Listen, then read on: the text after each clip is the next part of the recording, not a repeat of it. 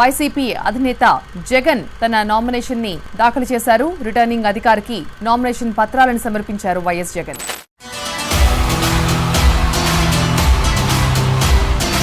YS Jaganmohan Reddy అనే నేను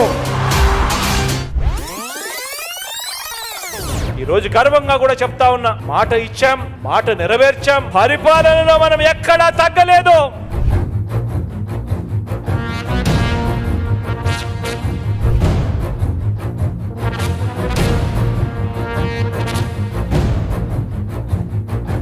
మరో 5 ఏళ్లు ప్రజలు మెచ్చిన పాలన అందించేందుకు జగన్ అనే నేను